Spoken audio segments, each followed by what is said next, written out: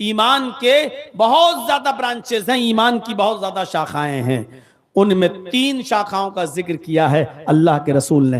पहली शाख, पहली ब्रांच, पहला शोबा और पहला दर्जा, और वो दर्जा सबसे अफजल है, वो क्या है? फ़अफ़ज़लुहा क़ौलु ला इलाहा इल्लल्लाह।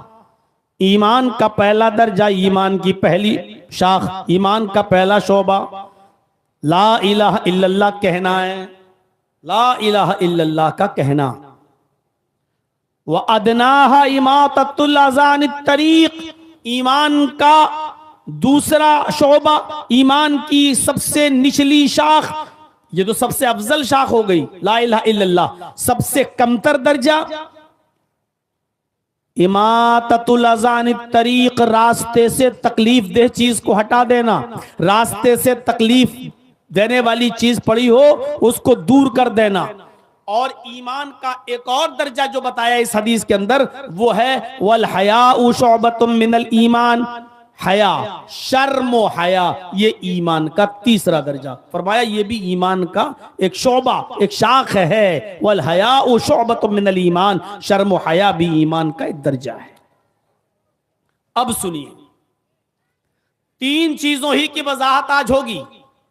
पहली चीज फ़अफ़ज़लुहा क़ौलु ला इलाहा इल्लल्लाह, सबसे अफजल दर्जा ईमान का ला इलाहा इल्लल्लाह कहना है। अब ला इलाहा इल्लल्लाह कहने में क्या लग रहा है? ला इलाहा इल्लल्लाह लो, बस सबसे अफजल ईमान मिल गया, सबसे अफजल और आला दर्जा हासिल हो गया? नहीं। ला इलाहा इल्लल्लाह कहने का मतलब यह है कि ला इलाहा इल्लल्लाह अपने अंदर जो तकाजे रखता है, आपसे जो मुतालबात है इसके, उसको पूरा करना, यह है ला इलाहा इल्लल्लाह कहने का मतलब। देखिए, ला इलाहा इल्लल्लाह इसका माना क्या हुआ? ला माबूदा इल्लल्लाह। ला इलाहा इल्लल्लाह इसका तकाजा क्या है? ला मसजूदा इल्लल्लाह। ला इलाहा इल्लल्लाह इसका माना क्या है? ला मौजूदा इल्लल्लाह। समझ रहे हैं? ला इलाहा इल्लल्लाह यानी ला माबूदा इल्लल्लाह, अल्लाह के अलावा कोई माबूद नहीं है, ये मानो। ला इलाहा इल्लल्लाह यानी ला मसजूदा इल्लल्लाह, अल्लाह के अलावा कोई सजदा किसी के लिए जायज नहीं है, अल्लाह ही मसजूद है, उसी को सजदा होगा, किसी और को सजदा नहीं होगा। ला इलाहा इल्लल्लाह का माना क्या है? ला मौजूदा इल्लल्लाह यानी अपने इल्म के एतबार से अल्लाह ही मौजूद है, इल्म के एतबार से, अपने वजूद के एतबार से नहीं। लोग, बहुत से लोग अकीदा रखते हैं अल्लाह हर जगह मौजूद है, यह अकीदा ही गलत है। अल्लाह हर जगह नहीं, अल्लाह का इल्म हर जगह है। अल्लाह समंदर में नहीं है लेकिन अल्लाह का इल्म समंदर में है, यानी अल्लाह समंदर में नहीं है लेकिन अल्लाह को मालूम है कि समंदर के अंदर कितनी मछलियां हैं, अल्लाह को मालूम है कि इस मछली के पेट में कितने अंडे हैं। मेरे भाइयों, इसी तरीके से अल्लाह नालियों में नहीं है लेकिन नालियों में क्या पड़ा है ये अल्लाह को मालूम है। अल्लाह लैट्रीन में नहीं है लेकिन अल्लाह को मालूम है कि लैट्रीन के अंदर क्या है। तो अल्लाह हर जगह मौजूद नहीं लेकिन अल्लाह का इल्म हर जगह मौजूद है, यह अकीदा रखना। मेरे भाइयों, ला इलाहा इल्लल्लाह यानी अल्लाह के अलावा कोई तवक्कुल और भरोसे के लायक नहीं है। अल्लाह ही की जात है कि जिसके ऊपर भरोसा और तवक्कुल किया जाए, यह है ला इलाहा इल्लल्लाह का माना और ला इलाहा इल्लल्लाह का मफहूम। इस तकाजे को पूरा करना यह आला दर्जे का ईमान है। एक और चीज याद रखिए, ला इलाहा इल्लल्लाह यही वो कलमा है जो अपने पढ़ने वाले को जन्नती बना देता है, और इस जुमले को पढ़े बगैर अगर कोई आदमी इस दुनिया से रुखसत हो गया और मर गया तो वो जहन्नमी हो जाता है। एक इंसान, एक शख्स जिंदगी भर कुफ्र और शिर्क करता रहा, 70 साल और 80 साल की उम्र उसने कुफ्र और शिर्क में गुजार दी, लेकिन मरने से पहले उसको अल्लाह ने तौफीक दे दी और उसने कलमा पढ़ लिया, ला इलाहा इल्लल्लाह, इस कलमे का इकरार कर लिया और मर गया, तो ये इंसान जन्नत में चला गया। सोचिए, यह 80 साल का बूढ़ा आदमी अगर ये कलमा नहीं पढ़ता तो कहां जाता? शिर्क और गुनाह और कुफ्र की दलदल में फंसा हुआ था। अगर ये कलमा ना पढ़ता तो कहां जाता? 80 साल तक गुनाह करता रहा, लेकिन गुनाह शिर्क करता रहा, और शिर्क करने के बाद जब तौफीक मिली तो मरने से एक दिन पहले या मरने वाले दिन उसने कह दिया, अशहदु अल्ला इलाहा इल्लल्लाह, अल्लाह मैं बहुत गुनाहगार था, हमें माफ कर दे, तेरे अलावा कोई माबूद नहीं। उसने इकरार किया और उसके बाद में वो मर गया, जन्नत का मुस्तहिक हो गया। क्यों? इन्नल इस्लाम यहदिमु मा काना क़ब्ला, इस्लाम लाने के बाद उसने अब तक जितने भी गुनाह किए सारे के सारे गुनाह माफ हो गए। इस्लाम लाने के बाद उसने जितने भी गुनाह किए सारे के सारे गुनाह मिटा दिए गए। तो वो आदमी जिसने कलमा पढ़ा उसके सारे गुनाह मिट गए, अभी आदमी जन्नत का मुस्तहिक हो गया। अगर कलमा ना पढ़ता तो जहन्नम में जाता, कलमा पढ़ लिया तो कहां गया? जन्नत के अंदर चला गया। और ऐसे एक दो नहीं, कई वाकयात हैं हदीस की किताबों में लिखे हैं कि जिन्होंने कलमा पढ़ लिया और कलमा पढ़ने के बाद एक वक्त की भी नमाज नहीं पढ़ी, एक दिन का भी रोजा नहीं रखा, एक भी हज नहीं किया, कोई भी अच्छा काम नहीं किया, और वो आदमी जन्नत के अंदर चला गया, यानी उसी दिन मर गया। कलमा पढ़ते ही उसका इंतकाल हो गया। इंतकाल कलमा पढ़ने के बाद नमाज का वक्त ही नहीं आया कि वो नमाज पढ़ लेता, रमजान का महीना भी नहीं आया कि वो रोजा रख लेता, हज का सीजन भी नहीं आया कि वो हज कर लेता। जिंदगी भर गुनाह करता रहा, कलमा पढ़ा, मेरे भाई और इस्लाम का मुस्तहिक हो गया, इसलिए कि उसको नमाज का मौका ही नहीं मिला, रोजा रखने का टाइम ही नहीं मिला। आइए मैं आपको एक वाक़े की तरफ लेके चलना चाहता हूं। सही बुखारी के अंदर वो वाक़या दर्ज है, जब अल्लाह के नबी जनाब मोहम्मद रसूलुल्लाह सल्लल्लाहु अलैहि वसल्लम ने खैबर का मुहासरा कर लिया। खैबर एक किला था, उस किले के अंदर यहूदी रहा करते थे। जब मोहम्मद रसूलुल्लाह सल्लल्लाहु अलैहि वसल्लम ने खैबर का मुहासरा कर लिया और चारों तरफ से आप और आपके सहाबा ने खैबर को घेर लिया, उस वक्त खैबर का एक यहूदी जो बकरियों का चराने वाला था, वो किसी जंगल में बकरियों को चराने के लिए गया हुआ था, जिसका नाम असवद था। उसका नाम असवद था। वो बकरियों को चराने के लिए गया हुआ था। जब वो बकरियां लेकर आया तो उसने क्या देखा? उसने देखा कि चारों तरफ से खैबर को घेर लिया गया है। मोहम्मद और उसके साथियों ने खैबर को, इस किले को चारों तरफ से घेर लिया है। तो सहाबा से पूछने लगा कि तुम्हारे नबी कहां हैं? मोहम्मद रसूलुल्लाह सल्लल्लाहु अलैहि वसल्लम। वो यहूदी असवद पूछ रहा है। सहाबा ने कहा कि वो खेमा लगा हुआ है, पर्दा देख रहे हो ना, उस पर्दे को हटाना, तुम्हें मोहम्मद रसूलुल्लाह दिख जाएंगे। उसके जहन में ये तसव्वुर था कि मोहम्मद रसूलुल्लाह, जिनके सहाबा बहुत इज्जत करते हैं, कई कई बॉडीगार्ड होंगे मोहम्मद रसूलुल्लाह के पास, एक आला कालीन बिछी होगी, बड़ी इज्जत के साथ बैठे होंगे, चारों तरफ उनके बॉडीगार्ड होंगे। असवद यही तसव्वुर करता था कि मोहम्मद रसूलुल्लाह सल्लल्लाहु अलैहि वसल्लम की कैफियत यही होगी। जब वो खेमे की तरफ आगे बढ़ता है, जब वो आगे की तरफ जाता है और पर्दा हटाता है, पर्दा हटाता है तो क्या देखता है कि मोहम्मद रसूलुल्लाह सल्लल्लाहु अलैहि वसल्लम कच्ची जमीन पर एक चटाई बिछाकर उसी के ऊपर बैठे हुए हैं। कच्ची जमीन पर, जैसे यही आप लोगों की जो कच्ची जमीन है, ऐसी कच्चे फर्श पर कच्ची जमीन के ऊपर खजूर के पत्तों की चटाई बिछाकर उसी के ऊपर बैठे हुए हैं। वो लौटकर सहाबा के पास आया और कहने लगा कि तुमने किस आदमी के पास मुझे भेजा है? मुझे किसी मामूली आदमी से नहीं, मुझे तुम्हारे नबी जनाब मोहम्मद रसूलुल्लाह सल्लल्लाहु अलैहि वसल्लम से मिलना है। फरमाया भाई उस खेमे में मोहम्मद रसूलुल्लाह ही हैं, जाओ मिलो। अस्वद अब खेमे का पर्दा हटाता है और मोहम्मद रसूलुल्लाह से अर्ज करता है कि मैं अस्वद हूं, इसी किले का रहने वाला हूं जिस किले को आप और आपके सहाबा ने चारों तरफ से घेर लिया है। आपसे कुछ बात करने के लिए मैं आया हूं, आपने उनको अंदर आने की इजाजत दी, आओ। जब अंदर गए, अस्वद जब अंदर गया तो अल्लाह के नबी ने उसको कहा बैठ जाओ चटाई पर। जब वो बैठ गया तो आपने कहा बताओ अस्वद कैसे आना हुआ तुम्हारा? कहा कि मैं क्या हकीकत में मोहम्मद रसूलुल्लाह से मिल रहा हूं?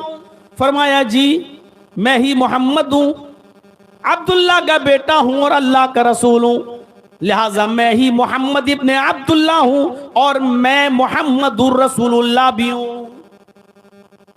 कहा कि आपकी दावत क्या है, किस चीज का पैगाम देते हैं आप, आपकी तालीम क्या है, आपका मिशन क्या है, आपकी दावत क्या है? आपने फरमाया बहुत छोटी सी, और वो दावत है कुल ला इलाहा इल्लल्लाह। वो दावत ये है कि तुम अपनी जबान से कह दो अल्लाह के अलावा हमारा कोई माबूद नहीं, तुम कह दो ला इलाहा इल्लल्लाह, बस यही हमारी दावत है, ला इलाहा इल्लल्लाह की तरफ लोगों को बुलाना। वो अस्वद था, यहूदी था, गर्चे काफिर था, लेकिन जानता था कि अगर ला इलाहा इल्लल्लाह मुहम्मदुर रसूलुल्लाह कहलवा रहे हैं तो ये कोई मामूली बात नहीं है। ला इलाहा इल्लल्लाह कहने के बाद हमें क्या क्या छोड़ना पड़ेगा वो जानता था। आज हम मुसलमान हैं, नहीं जानते। हम ला इलाहा इल्लल्लाह भी पढ़ रहे हैं, ताबीज और गंडा भी गले में लटकाए हुए हैं। हम ला इलाहा इल्लल्लाह भी पढ़ रहे हैं और मज़ारों पे जा जा के चादर भी चढ़ा रहे हैं। हम ला इलाहा इल्लल्लाह भी पढ़ रहे हैं और बाबाओं के दरबार पे जाके तेरे दर पे आया हूं तो झोला झोली भर के जाऊंगा, इस तरीके के नारे भी लगा रहे हैं। हम ला इलाहा इल्लल्लाह पढ़ रहे हैं और जाकर तबर्रुक भी हासिल कर रहे हैं। मेरे प्यारे साथियों, वो यहूदी था, अस्वद काफिर था, लेकिन जानता था कि ला इलाहा इल्लल्लाह अगर पढ़ लेंगे तो हमें क्या क्या छोड़ना पड़ेगा। खाए मोहम्मद इब्ने अब्दुल्लाह, इस दावत पर अगर मैंने अमल कर लिया तो क्या मिलेगा? आपने फरमाया सारे गुनाह माफ कर दिए जाएंगे और इस कलमे को पढ़ने के बाद, इसके तकाजों को पूरा करने के बाद अल्लाह जन्नत में दाखिल कर देगा। उसने फिर पूछा अगर मैं ये कलमा ना पढ़ूं, अगर मैं ला इलाहा इल्लल्लाह ना मानूं तो क्या होगा? फरमाया कि फिर अल्लाह जहन्नम में दाखिल करेगा और मुशरिक की कोई बख्शिश और मगफिरत नहीं। अच्छा, उसने थोड़ी देर वहीं बैठकर गौर किया और फिर कहने लगा हाथ यदका, अल्लाह के नबी अपना हाथ बढ़ाइए, मैं इस कलमे का इकरार करता हूं। आपने अपना हाथ बढ़ाया और उस अस्वद ने कलमा पढ़ लिया, अशहदु अल्ला इलाहा इल्लल्लाह व अन्ना मुहम्मदन अब्दुहु व रसूलुहु। उसने ला इलाहा इल्लल्लाह का इकरार कर लिया, कलमा पढ़ लिया। अब कलमा पढ़ने के बाद कहता है अरे अल्लाह के नबी अब काम क्या है मेरा? अभी तक तो मैं यहूदियों की बकरियां चराता हूं, अब काम बताओ मेरा। इस्लाम ले आया, अब मुझे यहूदियों की बकरियां नहीं चराना, अब मुझे ये काम नहीं करना, अब तो मैं मुसलमान हो गया हूं, अब मुझे ये बताइए कि मैं क्या करूं?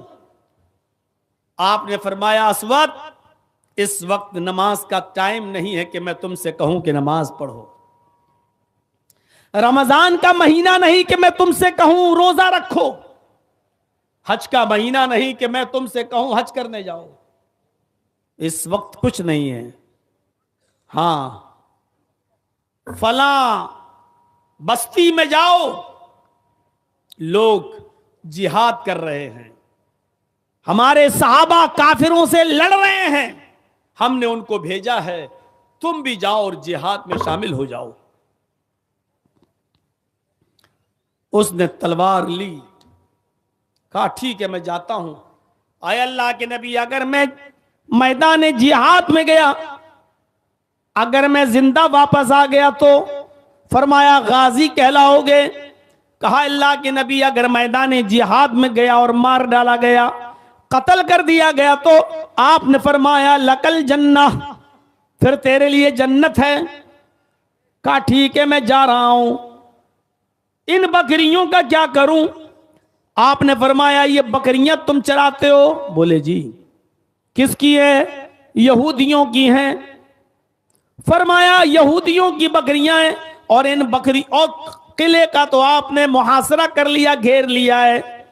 अल्लाह के नबी कहते हैं अगर इन बकरियों को उनके मालिकों के हवाले तुमने नहीं किया तो फिर जिहाद भी तुम्हारा बेकार है।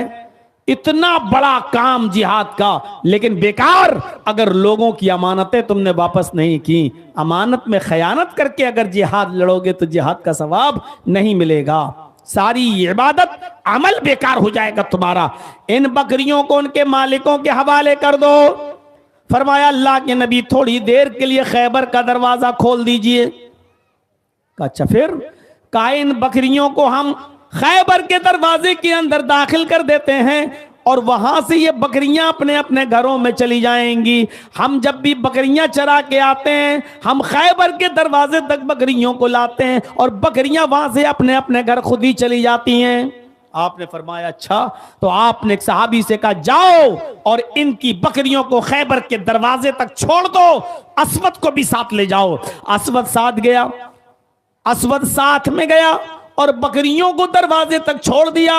बकरियां वहां से अपने अपने मालिकों के घर चली गईं और असवद तलवार उठाकर मैदान जंग में चला गया, जिहाद किया, थोड़ी देर लड़ा, एक दो काफिरों को मारा भी, कत्ल भी किया और बिलाखिर मैदान जंग में कत्ल कर दिया गया। असवद की गर्दन पर भी तलवार चल गई, असवद भी शहीद हो गए। सहाबा किराम जो वहां लड़ रहे थे उनको मालूम ही नहीं ये कौन है। आया, लड़ा, कत्ल हो गया, हमारी तरफ से लड़ रहा था, काफिरों को मार रहा था, लेकिन हम तो जानते नहीं कि ये कौन आदमी है। अल्लाह के नबी को बुलाया गया।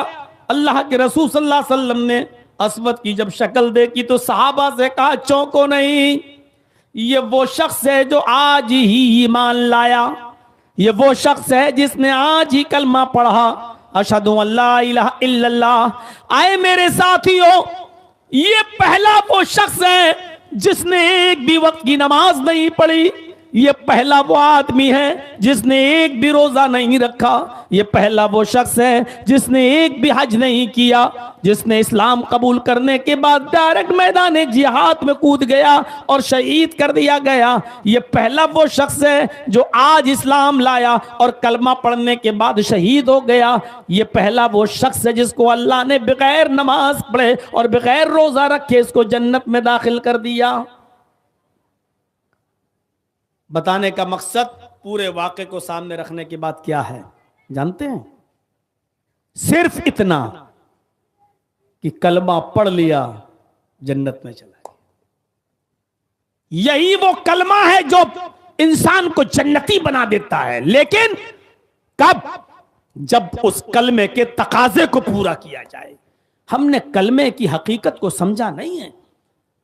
बुखारी की रिवायत है, अल्लाह के नबी सल्लल्लाहु अलैहि वसल्लम फरमाते हैं अगर सारी कायनात को, सारी दुनिया को तराजू के पल्ले पे रख दिया जाए, दुनिया कितनी बड़ी है, कितने पेड़, कितने पौधे, कितने खेत, कितने जंगलात, कितने पहाड़, कितने भारी भारी पत्थर, इन सारी चीजों को तराजू के पल्ले पे रख दिया जाए और अल्लाह के रसूल फरमाते हैं ला इलाहा इल्लल्लाह को तराजू के दूसरे पल्ले पे रख दिया जाए और उसके बाद में तराजू उठाई जाए, ला इलाहा इल्लल्लाह का पल्ला भारी होगा, ला इलाहा इल्लल्लाह का पल्ला झुक जाएगा, ला इलाहा इल्लल्लाह पूरी दुनिया से भारी होगा, ला इलाहा इल्लल्लाह का पल्ला झुक जाएगा और पूरी दुनिया का, कायनात का पल्ला उठ जाएगा। आप अंदाजा लगा रहे हैं ला इलाहा इल्लल्लाह की हैसियत का। लेकिन उसके तकाजों को पूरा करेंगे तब। एक वक्त की नमाज नहीं पढ़ी, एक रोजा नहीं रखा, आज इस्लाम लाया, कलमा पढ़ा, जिहाद में गया, शहीद हो गया और जन्नत। कहां हैं हम? आइए एक और चीज बताएं। ये भी बुखारी के अंदर। एक छोटा बच्चा नहीं, 12 साल उम्र, और अरब के 12 साल के बच्चे हमारे यहां के 12 साल के बच्चों के बराबर नहीं थे, नहीं है। अरब के अंदर आपको याद होगा कि 6 साल की उम्र में हजरत आयशा की शादी हुई और 9 साल की उम्र में उनकी रुखसती हो गई, यानी 9 साल की उम्र में वो बालिग हो गई थी। अब आप अंदाजा लगाइए कि 12 साल का लड़का यहूदी का, वो अल्लाह के नबी सल्लल्लाहु अलैहि वसल्लम के दर्स में आता, बैठता, सुनता और नबी की खिदमत भी करता था, नबी अकरम सल्लल्लाहु अलैहि वसल्लम की सेवा भी कर दिया करता था। उसको मुहम्मदुर रसूलुल्लाह की बातें बहुत ज्यादा पसंद आती, नबी की बातों को गौर से सुनता और अपने घर जाकर अपने बाप से कहता, अय अब्बू जान, मेरा दिल मुहम्मदुर रसूलुल्लाह की बातों में बहुत लगता है और मैं चाहता हूं कि मैं दीन इस्लाम को कबूल कर लूं। उसका बाप उसको तिरछी नजरों से देखता, घूर कर क्या कहा, बेटा सुनो, तुम मोहम्मद को नहीं जानते, वो कितना बड़ा जादूगर है, तुम उसकी बातें सुनते हो? नहीं नहीं, तुम्हें मोहम्मद के ऊपर और मोहम्मद की बातों पर ईमान लाने की जरूरत नहीं। बाप मना कर देता, बेटा मान जाता, लेकिन बार बार वो नबी की महफिल में जाता और नबी की खिदमत भी करता। उसका दिल नबी की तरफ माइल। एक दिन बीमार हो गया, फिर बीमारी ने तूल पकड़ लिया और बीमारी इतनी बढ़ गई कि अब उस बच्चे के बचने की कोई उम्मीद नहीं रही। आखिरी वक्त है, इधर मोहम्मद रसूलुल्लाह को पता चला कि यहूदी बच्चा बीमार हो गया, इधर अल्लाह के नबी को पता चला कि यहूदी बच्चा बीमार है, तो आप उसकी आयादत के लिए गए और 1-2 सहाबा को अपने साथ ले लिए। जब नबी अकरम सल्लल्लाहु अलैहि वसल्लम उस बच्चे की आयादत के लिए घर गए, दरवाजे को दस्तक दी, उस बच्चे के बाप ने दरवाजा खोला, उसने देखा मुहम्मदुर रसूलुल्लाह सामने, तो आने की अंदर इजाजत दे दी। अल्लाह के नबी अंदर जाते हैं और उस बच्चे के सर के पास बैठ जाते हैं और वो बच्चा आखिरी सांसें ले रहा था, उसकी कंडीशन बहुत खतरनाक, बहुत खराब थी, ऐसे सांसें ले रहा था, आखिरी वक्त था, अब मरा कि तब मरा, ये उसकी कंडीशन थी। अल्लाह के रसूल सल्लल्लाहु अलैहि वसल्लम ने उस बच्चे को इस कंडीशन में देखा।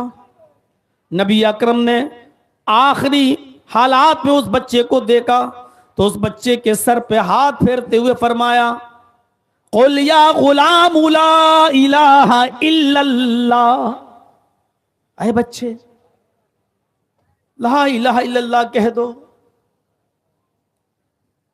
उस बच्चे ने फिर अपने बाप की तरफ देखा, यूं नजर, गोया कि वो अपने बाप से इजाजत मांग रहा हो। उसके बाप ने अपने बच्चे की आंखों को देखा तो समझ गया कि मेरा बेटा मुझसे परमिशन मांग रहा है, आखिरी वक्त है उसका, हालत उसकी खराब है, आखिरी वक्त में अपने बच्चे का दिल कैसे तोड़ दूं। उस यहूदी बाप को रहम आ गया और उसने अपने बच्चे से कहा, या बुनैया अते अबुल कासिम, ऐ मेरे बेटे तुम अबुल कासिम की यानी मुहम्मदुर रसूलुल्लाह की बात मान लो। तुम्हारा दिल पहले से भी तो रसूलुल्लाह की तरफ लगा हुआ था, तुम बार बार नबी की बात को पर ईमान लाने के लिए तैयार थे, मेरे गुस्से की वजह से नहीं लाते थे। अब मेरी इजाजत है, मेरी परमिशन है कि तुम बात मान लो। उस छोटे से 12 साल के बच्चे के चेहरे पे मुस्कुराहट आ गई, अपने बाप की तरफ से मिलने वाली परमिशन पर उसकी मुस्कुराहट आ गई और उसने फौरन कलमा पढ़ लिया, अशहदु अल्ला इलाहा इल्लल्लाह व अशहदु अन्ना मुहम्मदन अब्दुहु व रसूलुहु। और उसने अल्लाह के नबी के हाथ को पकड़ लिया, अभी पकड़े था, मुस्कुरा रहा था और ये सब जुमला उसकी जबान से निकला ही था, अशहदु अल्ला इलाहा इल्लल्लाह व अशहदु अन्ना मुहम्मदन अब्दुहु व रसूलुहु। और ये कलमा पढ़ते हुए मुस्कुराते हुए उसकी आंखें खुली की खुली रह गईं और आसमान से टिक गईं, यानी उसकी रूह निकल गई। बच्चे का इंतकाल हो गया, सांस देखी गई, दिल की धड़कनें देखी गई, सब रुक गई। गवाही दे दी गई कि बच्चा भी इस दुनिया में नहीं रहा। जब यकीन हो गया कि ये बच्चा मर गया, तब अल्लाह के नबी उसके बिस्तर से उठते हैं और खड़े होकर कहते हैं, अल्हम्दुलिल्लाहिल्लज़ी अनक़ज़हु अनिन्नार। तमाम तारीफें उस अल्लाह के लिए जिसने इस बच्चे को आखिरी वक्त में जहन्नम की आग से बचा लिया। तमाम तारीफें उस अल्लाह के लिए जिसने इस बच्चे को आखिरी वक्त में जहन्नम में जलने से बचा लिया। ला इलाहा इल्लल्लाह। एक वक्त की नमाज नहीं पढ़ी, एक भी रोजा नहीं रखा, और सुन रहे हो हिरनपुर वालों, तसव्वुर करिए आज ला इलाहा इल्लल्लाह को हमने मजाक बना के रख लिया है। कोई आदमी सुनसान जगह पर बैठकर अल्लाहू ला इलाहा इल्लल्लाह ला इलाहा इल्लल्लाह का वजीफा रट रहा है और अपनी कौम के मोहल्ले वालों और गांव वालों की रोटियों के टुकड़ों पे पल रहा है। मजाक बना के रख लिया ला इलाहा इल्लल्लाह का। ये ला इलाहा इल्लल्लाह कलमा पढ़ा और उस बच्चे की रूह निकल गई। और अल्लाह के नबी क्या कह रहे हैं, अल्हम्दुलिल्लाहिल्लज़ी अनक़ज़हु अनिन्नार। तमाम तारीफें उस अल्लाह के लिए जिसने इस बच्चे को जहन्नम की आग में जलने से बचा लिया। 12 साल तक जो करता था, आज कलमा पढ़ा और पढ़ते ही उसका इंतकाल, और अल्लाह के नबी गवाही दे रहे हैं कि अल्लाह ने इसको जहन्नम की आग से बचा लिया। हमने ला इलाहा इल्लल्लाह की हैसियत को समझा नहीं। हाँ, ये वो लोग थे जिन्होंने एक भी वक्त की नमाज नहीं पढ़ी, एक भी रोजा नहीं रखा, एक भी हज नहीं किया, और जन्नत के मुस्तहिक सिर्फ ला इलाहा इल्लल्लाह पढ़ने पर। अब आओ एक वाकया मैं आपको वो भी सुना दूं। पूरी जिंदगी नबी की खिदमत की, पूरी जिंदगी नबी का साथ दिया, पूरी जिंदगी नबी को बचा कर रखा दुश्मनों से, लेकिन आखिरी वक्त भी उसकी जबान से कलमा जब नहीं निकला और बगैर कलमा पढ़े हुए वो शख्स जब मर गया तो जहन्नम में चला गया। और उसने खिदमत किसकी की? नबी की। आपको याद है ना? और ना मालूम हो तो सुनिए, अल्लाह के नबी सल्लल्लाहु अलैहि वसल्लम जब पैदा हुए तो बाप नहीं। नबी अकरम सल्लल्लाहु अलैहि वसल्लम जब अपनी मां के पेट से बाहर आए तो बाप को नहीं देखा। 6 साल के हुए उनकी मां उनको अपने मैके लेकर गई, यानी ननिहाल मदीने। और जब मदीने से लौटकर वापस आ रही थी, जिसका पुराना नाम यसरब था। ए बच्चों बैठ जाओ या जाओ यहां से। जब वहां से लौट के वापस आ रही थी और मोहम्मदुर रसूलुल्लाह मोहम्मद इब्ने अब्दुल्लाह की उम्र 6 साल की थी, तो उस वक्त उनकी मां अपने शौहर की कब्र देखने के लिए गई। तो अपने बच्चे को भी यानी मोहम्मद को भी साथ ले गई कि चलो बेटे को इसके बाप की कब्र दिखा दें। मकाम अबवा में पहुंची, अपने शौहर की कब्र को देखा तो उनको शौहर की जुदाई बर्दाश्त नहीं हुई और शौहर की यादों में तड़पने लगी। और इतना तड़पी, इतना आंसू बहे कि जमीन पर गिर गई। और गिरते ही मोहम्मद रसूलुल्लाह की मां का इंतकाल हो गया। पैदा हुए मोहम्मद रसूलुल्लाह तो बाप को नहीं देखा, और 6 साल की उम्र में बाप की कब्र के सामने मां को भी अलविदा कह दिया। 6 साल की उम्र में नबी अकरम की मां आमिना भी छोड़ के चली गई। दादा अब्दुल मुत्तलिब ने पाला, लेकिन जब अल्लाह के नबी की उम्र 8 साल की हुई तो अब्दुल मुत्तलिब का भी इंतकाल हो गया। 8 साल से लेकर बराबर और मुस्तकिल हजरत खदीजा की शादी होने तक 25 साल की उम्र तक अबू तालिब मोहम्मद रसूलुल्लाह की परवरिश करते रहे, उनको खिलाते रहे, उनको पिलाते रहे और बड़ा करते रहे। 40 साल के बाद जब आपको नबूवत मिली और जब तौहीद की दावत दी तो परेशानियां आने लगी। अबू तालिब आपको बचाते रहे, दावत देते देते जब काफी अरसा गुजर गया, मुखालिफतें भी बहुत ज्यादा बढ़ गई। तो एक दिन ये काफिर जब आए तो कहने लगे, अबू तालिब अब पानी बहुत आगे चढ़ गया है, तुम्हारा भतीजा रुकने का नाम ही नहीं लेता, हमारे माबूदों को बुरा भला कहता है, हमारे माबूदों को गालियां देता है और हमारे माबूदों को कहता है कि ये लंगड़े लूले अंधे बहरे ये क्या सुनेंगे तुम्हारी। आए अबू तालिब अब पानी हद से आगे चढ़ चुका है, अब तुम अपने भतीजे को समझा नहीं पाए हो, मैं तुम्हारे पास एक मशवरा लेकर आया हूं। कहा क्या है मशवरा? कहा तुम्हें बच्चा ही पालना है तो मेरा बेटा ले लो, पालो लो, खिलाओ पिलाओ, लेकिन तुम अपने भतीजे को मेरे हवाले करो।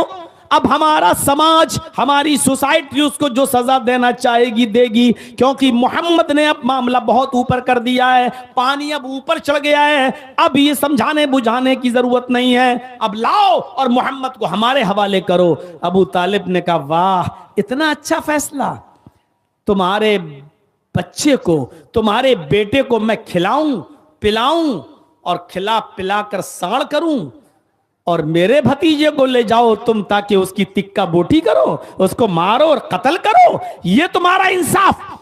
यानी तुम्हारे बेटे को मैं अपने घर में रखकर पाल पोस कर बड़ा करूं और मेरे भतीजे को तुम टुकड़े टुकड़े करो, ये जजमेंट लेकर, ये फैसला लेकर, ये इंसाफ की बात करने के लिए तुम आए हो हमारे पास? कहा तो आपका भतीजा नहीं मानता, समझा लो, वरना अब जहां मिलेगा उसको कत्ल कर दिया जाएगा। ये धमकी देकर चले गए। यहां गए, यहां अबू तालिब को बुरा लगा कि अगर मोहम्मद को मेरी जिंदगी में कुछ हो गया तो मैं कैसे बर्दाश्त करूंगा। आपने बुलाया, भतीजे इधर आओ। जब मोहम्मद रसूलुल्लाह आए, आपने कहा, भतीजे अपने चचा के कमजोर कांधों पर इतना बोझ न डालो। आए मोहम्मद, अपने चचा के नातबा कांधों पर, कमजोर कांधों पर इतना बोझ न डालो कि मैं बर्दाश्त न कर सकूं। आज काफिर हद से आगे चढ़ गए और तुम्हें मारने की धमकी दे गए। मेरे भतीजे मेरा मशवरा मानो, इन काफिरों को उनके हाल पर छोड़ दो, करने दो जो कर रहे हैं, तुम अपना काम करो, छोड़ दो उनको उनके हाल पर, मत बुरा भला कहो। अल्लाह के नबी समझ गए कि मेरे चचा मेरी मदद नहीं करना चाहते हैं, धमकी मिली हुई है, तो कहा कि अरे चचा जान, आप अगर मेरी मदद नहीं करना चाहते तो मत करिए, आज से आप अपना हाथ मेरे सर से हटा लीजिए, कोई बात नहीं, लेकिन मैं उस दावत से नहीं रुक सकता जो अल्लाह ने मुझे देकर भेजा है। ला इलाहा इल्लल्लाह की दावत में दूंगा। आए चचा, अगर ये काफिरीने मक्का सूरज लाएं और दाहिने हाथ पे लाकर रख दें और चांद ले आए और बाएं हाथ पे लाकर रख दें, ये इनके लिए आसान हो सकता है। अरे सूरज को उखाड़ना आसान काम है क्या? 9.5 करोड़ 30 लाख मील की बुलंदी पर है ये सूरज, इसको कोई उखाड़ के ला सकता है? लेकिन अल्लाह के नबी ने कहा, अगर ये सूरज उखाड़ के भी ले आए और दाहिने हाथ पे रख दें और चांद उखाड़ के लाएं और बाएं हाथ पे रख दें, यानी जो काम नामुमकिन है लेकिन इन काफिरों के लिए काम आसान हो सकता है, कर रहे हैं, लेकिन ये आसान नहीं कि मैं दीन की दावत छोड़ दूं और मैं ला इलाहा इल्लल्लाह की तबलीग छोड़ दूं, मुझसे ये नहीं हो सकता। आप हाथ हटाना चाहते हैं तो हटा लो। ये कहकर आप चल दिए। अबू तालिब ने आवाज दी, यब्ना अखी, आए मेरे भाई के बेटे, यानी आए भतीजे, इधर आओ। जी बोलो, कहिए। तेरी आंख में मैं आंसू नहीं देख सकता, तुझे तेरे रब ने, तुझे तेरे अल्लाह ने, तुझे तेरे परवरदिगार ने जो दावत दीन देकर भेजा, तू उसको पूरा कर। तू लोगों को तौहीद की दावत दे। रही मेरी बात तो सुन, जब तक मैं जिंदा हूं और मेरी एक एक सांस जब तक चलती रहेगी, तेरी हिफाजत में लगी रहेगी, देखता हूं मेरी जिंदगी में कौन तेरा कुछ करेगा। देखता हूं मेरी जिंदगी में कोई खरोच भी तुझे आ जाए, जाओ सबसे मैं निबट लूंगा, तू अपनी दावत दे लोगों को। देखता हूं कि मेरी जिंदगी में कौन मेरे भतीजे पर आंख भी उठा ले और उसको कोई खरोच भी आ जाए, जा। कितनी मदद करते थे चचा अबू तालिब। लेकिन जब अबू तालिब का आखिरी वक्त आ गया और वो भी आखिरी मर्जुल मौत में जब मुब्तला हो गए, तो अल्लाह के नबी को यह फिक्र हुई अब मेरे चचा नहीं बचेंगे। ऐसी बीमारी उनको लग गई कि इस बीमारी में बचना मुश्किल है। वो आज भी मर सकते हैं और कल भी जा सकते हैं। चलो अब मेरे चचा की आखिरी वक्त में तो कम से कम मैं जाऊं और उनको दीन की दावत देकर उनसे ये कलमा पढ़वा लूं। अगर मेरे चचा ने कलमा पढ़ लिया तो मुझे बड़ी खुशी होगी। अल्लाह के नबी अपने चचा अबू तालिब के पास जाते हैं, लेकिन क्या देखते हैं कि यहाँ और भी लोग बैठे हुए हैं। उनकी आखिरी मौके पर अबू जहल बैठा है, अबू लहब बैठा है, और भी लोग वहां बैठे हुए हैं। अल्लाह के नबी सल्लल्लाहु अलैहि वसल्लम उस मौके पर कुछ बोलना चाहते हैं, लेकिन देखते हैं कि ये लोग बैठे हुए हैं, ये लोग बैठे हुए हैं। इन लोगों के सामने कहूंगा तो मेरे चचा कभी इस्लाम नहीं लाएंगे।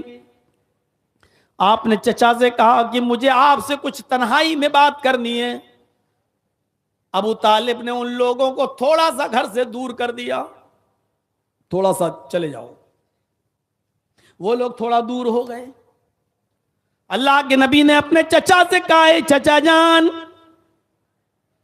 कुल या अम्मी ला इलाहा इल्लल्लाह। आए मेरे चचा, आखिरी वक्त है, इस बीमारी में कोई बचता नहीं है। मैं चाहता हूं कि आखिरी वक्त में कम से कम आप ला इलाहा इल्लल्लाह पढ़ लें।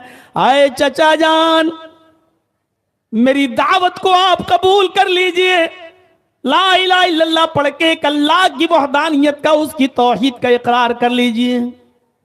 नहीं भतीजे, क्या कहेंगे लोग अगर मैं ला इलाहा इल्लल्लाह पढ़ लूं तो जमाना क्या कहेगा। अबू तालिब आखिरी वक्त भतीजे से डर गए और डर के कलमा पढ़ लिया। भतीजे ने डराया जहन्नम से और वो डर गए। नहीं नहीं नहीं नहीं, अल्लाह के नबी ने अब जो जुमला कहा उसको सुनो। क़ुल या अम्मी ला इलाहा इल्लल्लाहु फी उज़ुनी।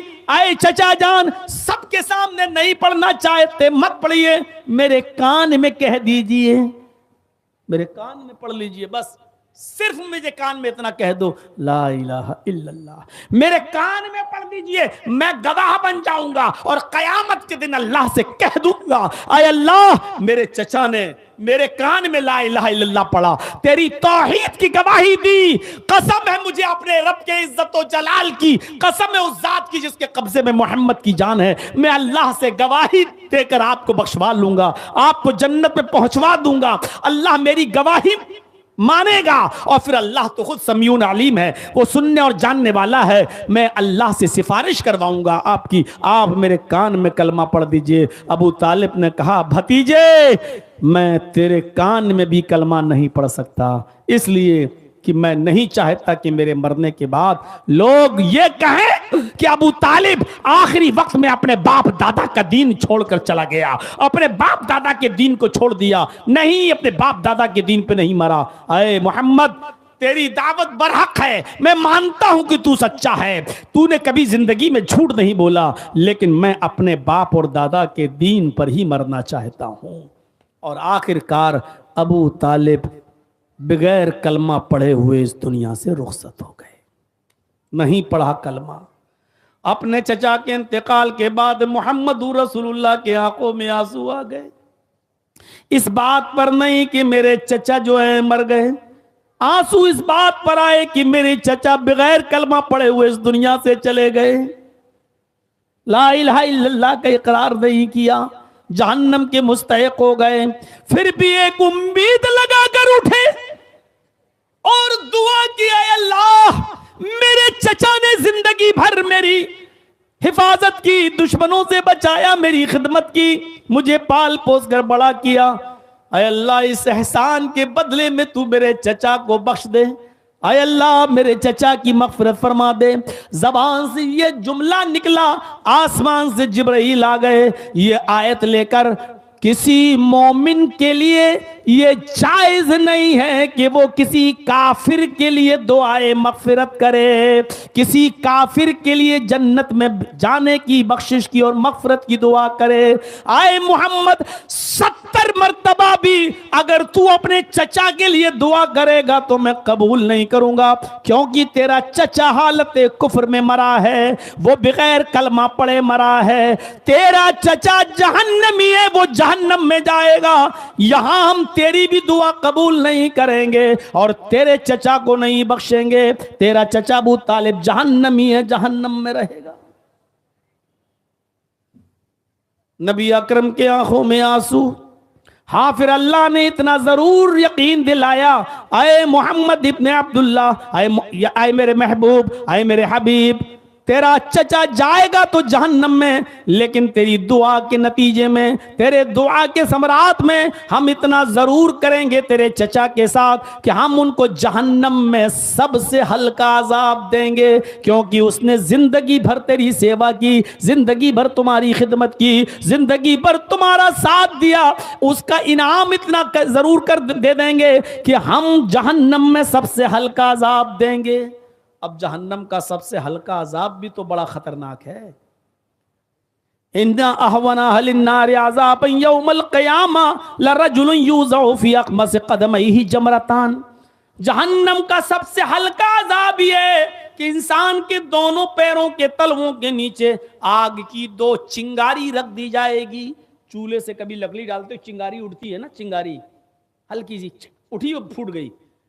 जहन्नम के 2 चिंगारियां हम दोनों तलवों के नीचे रख देंगे, ये सबसे हल्का अजाब होगा। और इन दोनों चिंगारियों का हाल ही होगा, यगली मिनहुमा दिमागु, इन दोनों चिंगारियों की वजह से उसका दिमाग हांडी की तरह खौल रहा होगा। जैसे कोई चीज पकाइए, आप पानी को उबालिए और गैस सिलेंडर पर रख दीजिए और 15 मिनट के बाद देखिए पानी कैसे उबलता है। ये 2 चिंगारियां पैरों के तलवे के नीचे रखी जाएंगी और उन चिंगारियों से दिमाग हांडी की तरह खौल रहा होगा, उबल रहा होगा जैसे हांडी में पानी उबलता है। यगली मिनहुमा दिमागुहु, उसका दिमाग खौल रहा होगा, उबल रहा होगा। मेरे भाइयों, ये सबसे हल्का अजाब होगा। फरमाया कि आए मोहम्मद, हम तेरे चचा को सबसे हल्का अजाब देंगे, लेकिन देंगे और जहन्नम में डालेंगे और कभी जिंदगी के अंदर वो जहन्नम से निकलेगा नहीं, क्योंकि वो जहन्नम काफिरों के लिए हमेशा के लिए बनाई गई है, कभी नहीं निकलेगा। वमावाहु नार, हमेशा जहन्नम में रहेगा, कभी नहीं निकलेगा। अजाब हल्का कर देंगे लेकिन जहन्नम से नहीं निकालेंगे। पूरे वाक़े को बयान करने का मकसद क्या है? कलमा पढ़ा तो एक वक्त की नमाज भी नहीं पढ़ी, वो जन्नत में चला गया। और जिसने पूरी जिंदगी नबी की खिदमत की, पूरी जिंदगी नबी की सेवा की, पूरी जिंदगी नबी को चाहा, पूरी जिंदगी नबी को दुश्मनों से बचाया, लेकिन बगैर कलमे के वो इस दुनिया से चला गया, तो कहां गया? जहन्नम में गया। मेरे प्यारे साथियों, अफजलुहा क़ौलु ला इलाहा इल्लल्लाह। अफजल कलमा, अफजल चीज क्या है? ला इलाहा इल्लल्लाह। ये ईमान का आला दर्जा। और ला इलाहा इल्लल्लाह का माना यह है कि जब पढ़ लिया तो ये माना जाए कि वही है इबादत के लायक, वही है सजदे के लायक, वही है दुआओं को सुनने के लायक, वही है हमारी हाजात और हमारी जरूरियात को पूरा करने के लायक, उसके अलावा कोई नहीं। मिसालें मत दो, छत पे चढ़ना हो तो सीढ़ी की जरूरत पड़ती है। माफ कीजिएगा, हमें और आपको सीढ़ी की जरूरत पड़ती है। माफ कीजिएगा, वहां जो लोग बैठे हैं उनको सुनाने के लिए हमें माइक की जरूरत पड़ती है, लेकिन अल्लाह तक अपनी आवाज को पहुंचाने के लिए हमें माइक की जरूरत नहीं है, क्योंकि अल्लाह रब्बुल आलमीन हमारी बात को बगैर माइक के भी सुनने पर कादिर है। अगर अल्लाह को सुनाने के लिए हम वसीला इस्तेमाल करें तो फिर अल्लाह की कुदरत क्या रह गई? अल्लाह अगर बगैर वसीले के नहीं सुन पा रहा है तो फिर कुदरत क्या रह गई अल्लाह की? अरे एक बार हजरत औस इब्ने सामित ने खौला बिनते सालबा अपनी बीवी से जिहार कर लिया था। जिहार, जिहार जानते हैं? गुस्से में आकर अपनी बीवी से कह दिया, अंते अलैया का ज़हरी उम्मी, तू मुझ पर मेरी माँ की तरह हराम हो चुकी है, तू मुझ पर मेरे माँ की पीठ की तरह हराम, जिस तरह मेरी माँ मुझ पर हराम है उसी तरह तू भी हराम, चल हट, आज के बाद हम तेरा चेहरा नहीं देखेंगे। और थोड़ी देर के बाद गुस्सा ठंडा हो गया तो कहते हैं कि खौला ये मुझसे क्या हो गया, ये तो बहुत बड़ी गलती हो गई, ओफो ये क्या हुआ। लेकिन अरब के अंदर यह भी तलाक की एक शक्ल मानी जाती थी। अब तुमने अपनी बीवी को यह तो नहीं कहा कि मैंने तलाक दी, लेकिन यह कह दिया कि मुझ पर मेरी मां की तरह हराम, तो इसका मतलब यह हुआ कि अब तुम अपनी मां से नहीं मिल सकते थे। यह अरब के अंदर यह दस्तूर था। अल्लाह के नबी सल्लल्लाहु अलैहि वसल्लम के पास भी कोई अहकाम नाजिल नहीं हुए थे कि आप उसका कोई रास्ता निकालते। इसलिए औस इब्ने सामित ने अपनी बीबी खौला बिनते सालबा को मोहम्मद रसूलुल्लाह के पास भेजा, जाओ और नबी अकरम सल्लल्लाहु अलैहि वसल्लम से कहना हमारे और तुम्हारे दरमियान कोई रास्ता निकाल दे। खौला बिनते सालबा मदीने में मस्जिद नबी के से लगे हुए हजरत आयशा की हुजरे को दस्तक देती है। हजरत आयशा ने दरवाजा खोला, खौला ने सलाम किया, आयशा ने जवाब दिया वालेकुमुस्सलाम। खौला ने कहा कि मैं अल्लाह के रसूल से मिलने के लिए आई हूं। हजरत आयशा ने इजाजत दी और वो नबी अकरम से बातें करने लगी।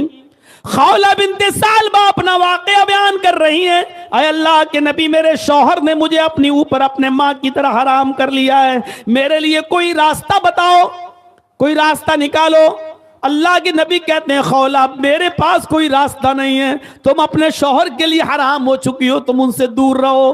कहा अल्लाह के नबी अगर आप रास्ता नहीं निकालेंगे तो कौन निकालेगा? फरमाया आए खौला जब अर्श वाले ने कोई रास्ता नहीं बताया तो मैं कैसे बता दूं? मेरी तरफ से कोई रास्ता नहीं है, तुम अपनी शौहर के लिए हराम हो चुकी हो। उसने जिद की, अल्लाह के नबी ने भी इनकार किया, उसने बार बार कहा लेकिन नबी ने भी बार बार मना कर दिया कि मेरे पास कोई रास्ता नहीं। हाँ, ये जुमले पर गौर करना, खौला बिनते सालबा ये बातें नबी से कह रही है और नबी खौला बिनते सालबा से बातें कर रहे हैं। हुजरा बहुत छोटा है, इतना समझो, इतना समझो जैसे ये कैमरे हमारे ये लगे हुए हैं ये, और यहां मैं बैठा हुआ हूं, ये हुजरा इतना बड़ा है। हजरत आयशा फरमाती हैं खौला बिनते सालबा अल्लाह के नबी से बातें कर रही थी और मोहम्मद रसूलुल्लाह खौला बिनते सालबा से बातें कर रहे थे। खौला बिनते सालबा से बातें कर रहे थे। उन दोनों के दरमियान क्या गुफ्तगू हो रही थी, उन दोनों के दरमियान क्या बातें हो रही थी? लम अस्मा कलामहुमा, खौला बिनते सालबा की और औस और मोहम्मद रसूलुल्लाह की बातें हम नहीं सुन पा रहे थे। समझ रहे हैं आप? एक छोटा सा हुजरा, आयशा एक कोने में बैठी हुई हैं, इतनी दूर रही होंगी आयशा जैसे ये रखा हुआ है, आपका टीमटाम यहां, इतनी दूर हजरत आयशा बैठी हैं और हजरत आयशा कह रही हैं अल्लाह के नबी और खौला बिनते सालबा क्या बातें कर रहे हैं? लम अस्मा कलामहुमा, हम उन दोनों की बातें नहीं सुन पा रहे थे जबकि वो मेरे करीब में थी। यहां से अंदाजा लगाइएगा, इस जुमले को मैंने छोड़ दिया है आप लोगों के लिए थोड़ी देर के लिए। अब सुनिए, खौला बिनते सालबा को अल्लाह के नबी ने मना कर दिया, जाओ मेरे पास कोई रास्ता नहीं है। अब खौला बिनते सालबा वहां से निकली, सीधे मस्जिद नबी में चली गई, वुजू बनाया, 2 रकात नमाज पढ़ी और फिर अल्लाह को पुकारने लगी कि अल्लाह मेरे लिए कोई रास्ता निकाल। अय अल्लाह, अब तो मोहम्मद का भी दरवाजा बंद हो गया है, मोहम्मद रसूलुल्लाह ने भी अपनी चौखट बंद कर ली है। अय अल्लाह, अगर तूने मेरे और मेरे शौहर, मेरे हस्बैंड के दरमियान रास्ता नहीं निकाला तो मैं कहां जाऊंगी? बच्चों को प्यार दे सकती हूं लेकिन खिलाने और पिलाने की जिम्मेदारी तो शौहर के ऊपर है। अय अल्लाह, मुझे उसने अपनी मां की तरह हराम कर लिया है, मैं कहां जाऊंगी? अभी वो दुआ कर रही थी, अभी वो अल्लाह को पुकार रही थी, अभी वो अल्लाह से गुफ्तगू कर रही थी, अभी अपनी शिकायत अल्लाह से कर रही थी कि अल्लाह ने जिब्राइल को भेज दिया और जिब्राइल मोहम्मद रसूलुल्लाह के पास आ गए। अल्लाह के नबी को पता ही नहीं कि औरत मस्जिद नबवी में मौजूद है, अल्लाह से दुआ कर रही है। आप समझे मेरे घर से गई तो अपने घर गई होगी। अभी वो दुआ कर रही है, अभी दुआ के हाथ गिरे भी नहीं कि जिब्राइल आ गए और जिब्राइल ने मोहम्मद रसूलुल्लाह के पास ये आयतें नाजिल की।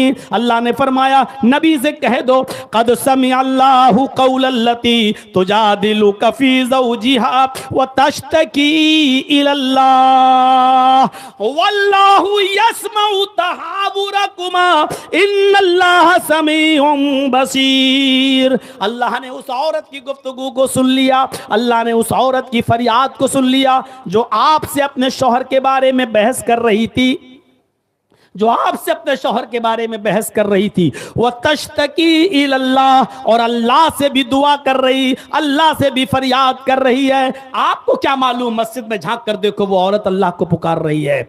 वल्लाहु यस्मउ तहावुरकुमा, और अल्लाह तुम दोनों की गुफ्तगू को सुन रहा था। अल्लाह तुम दोनों की गुफ्तगू को सुन रहा था। कितनी बुलंदी से, कितनी बुलंदी से। और हजरत आयशा कह रही हैं वो दोनों क्या बातें कर रही हैं, मैं अपने हुजरे में, अपने कमरे में उन बातों को नहीं सुन पा रही थी। यानी जो बातें हजरत आयशा तक नहीं सुन पा रही हैं, उन बातों को अल्लाह सुन रहा है आसमान की बुलंदियों पर और अर्श पर। सोचो, जब इतने करीब से हजरत आयशा जो नबी की बीवी, नबी की कुर्बत में, नबी की सोहबत में रहती हैं, जब वो नहीं सुन पा रही हैं, तो हमारी दुआओं को मनो टनो मिट्टी में दफन होने वाले वो लोग कैसे हमारी दुआओं को सुन लेते हैं और अल्लाह तक भी पहुंचा देते हैं।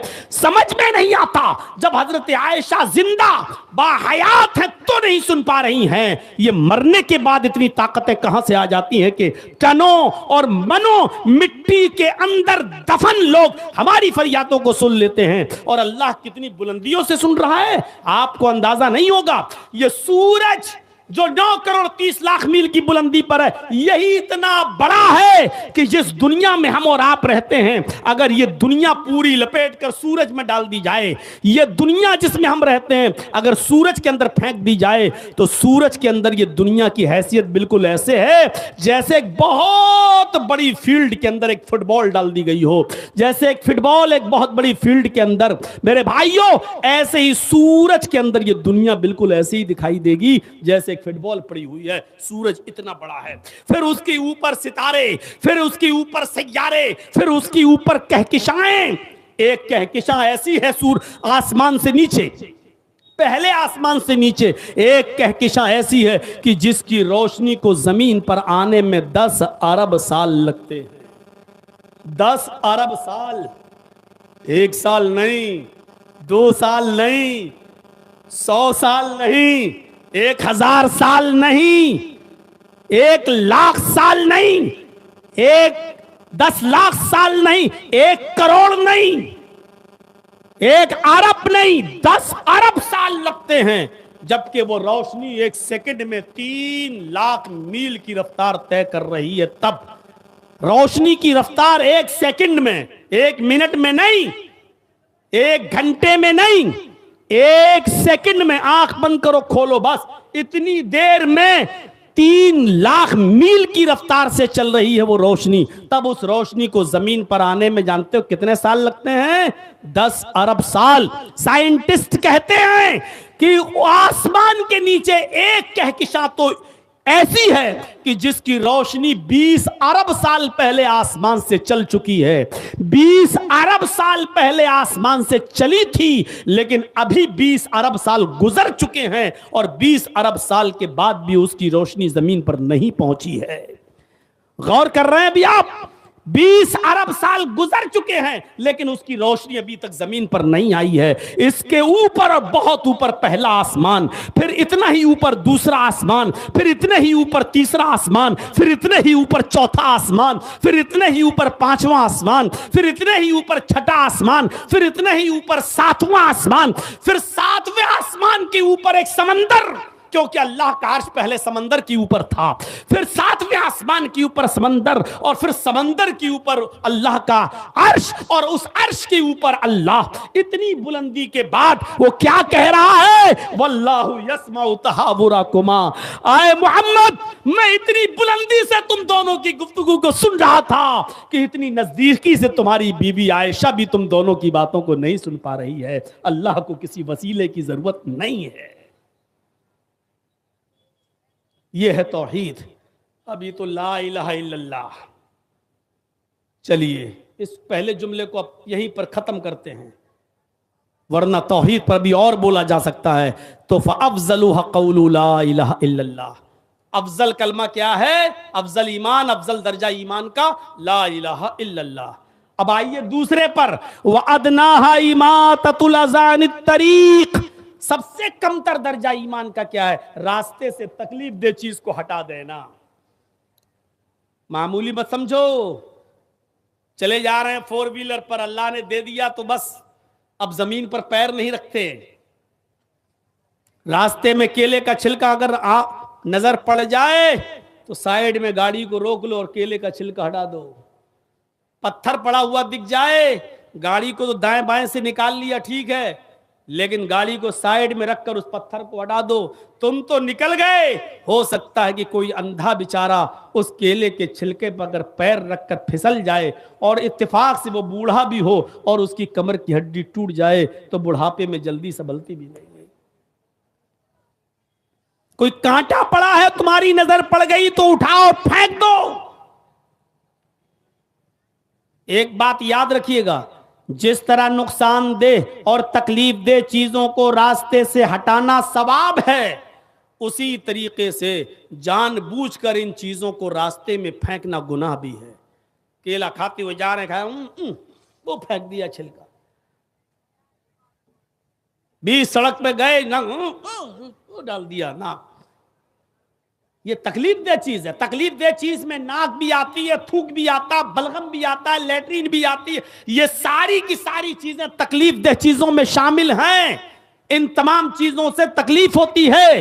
अब नाक पड़ी हुई है, हम हट रहे हैं, लेटरिन और गंदगी पड़ी हुई, हम बच के जा रहे हैं। मेरे भाइयों, ये कांटा, पत्थर, केले का छिलका, थूक, बलगम, नाक, ये सारी चीजें तकलीफ दे चीज में आती हैं। तकलीफ दे चीज में सिर्फ यही चीज नहीं आती है। बीच सड़क पे गाड़ी पार्क कर दी, खड़ी कर दी और चले गए दुकान से सौदा खरीदने के लिए। हाँ, 1 किलो दाल, 1 किलो ये, 1 किलो वो, 1 किलो वो, और यहाँ रास्ते में आपने गलत जगह पर गाड़ी खड़ी कर दी जहां लोगों को आने जाने में तकलीफ हो रही है। मेरे भाइयों, ये गाड़ी को गलत जगह पर पार्क करना भी तकलीफ देने के जुमरे में आता है, ये भी गलत है। लिहाजा ऐसी जगह गाड़ी पार्क करना जहां लोगों के आने जाने का रास्ता और तकलीफ हो रही हो, ये चीज भी गलत है। ये भी इमाततुल अज़ा अनित तरीक़ में आता है कि रास्ते से तकलीफ दे चीज को हटा देना। अब किसी की मोटरसाइकिल को रास्ते से हटाइएगा तो कितना बुरा मानेगा। मान लीजिए बीच रास्ते में खड़ी हुई है और अल्लाह के रसूल की हदीस तो ये कि रास्ते से तकलीफ दे चीज को हटा दो।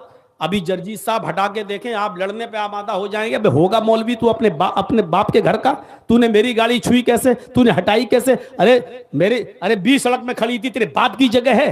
अभी दुनिया भर की जुमले आप सुना डालेंगे किसी भी इंसान को, लेकिन आप ये नहीं सोच रहे हैं कि उससे तकलीफ हो रही है आने जाने वाले को।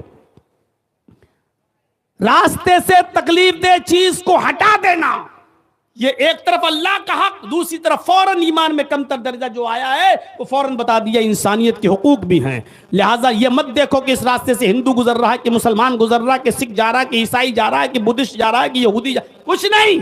इंसानियत का तकाजा यह है कि उस चीज को वहां से हटा दो। शादी हो रही है, घर के बाहर आपने शामियाना लगा दिया है, घर के बाहर आपने टेंट लगा दिया है, वो रास्ता है गुजरने का। अब एक आदमी को टेंट लगा हुआ देखकर आपने रोक दिया, अब वो आदमी बेचारा चक्कर काट कर 2 किलोमीटर दूर से जा रहा है। ये तकलीफ देना है। तकलीफ।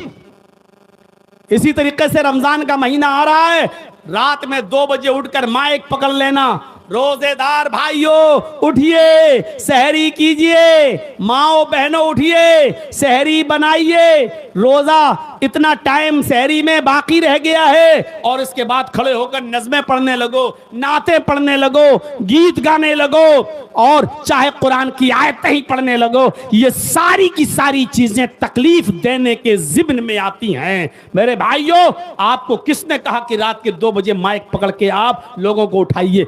किस हदीस में लिखा है कि रमजान का रोजा रखने के लिए रोजेदारों को उठाना भी सवाब है? किसमें लिखा हुआ है? अरे रोजेदार हैं, रोजा रखिए, आप उठिए और रोजा रखिए, आप खुद इंतजाम कीजिए। आज के इस दौर में मोबाइल में अलार्म होता है, घड़ियों में अलार्म होता है, आपको मालूम होना चाहिए कि आज की सहरी का वक्त कितने बजे खत्म हो रहा है। आप उतने बजे उठिए और सहरी कीजिए। आप लोगों के ऊपर क्यों मोहताज बने हुए हैं? क्योंकि जिनको उठाया जाता है वो सिर्फ रोजेदार ही नहीं होते हैं। हदीस में आता है दूध पिलाने वाली औरत के ऊपर से रोजा माफ है। जब वो अपने बच्चे को दूध पिला चुकेगी और छुड़वाएगी, उसके बाद वो रोजा रखेगी। यानी वो बच्चा जो औरत का दूध, अपनी माँ का दूध पीता है, उसके ऊपर रोजा नहीं है। लेकिन आप जब रोजेदारों को उठाते हो तो बेचारी उन औरतों की नींद में भी डिस्टर्ब होता है जो औरतें अपने बच्चे को दूध पिला रही होती हैं।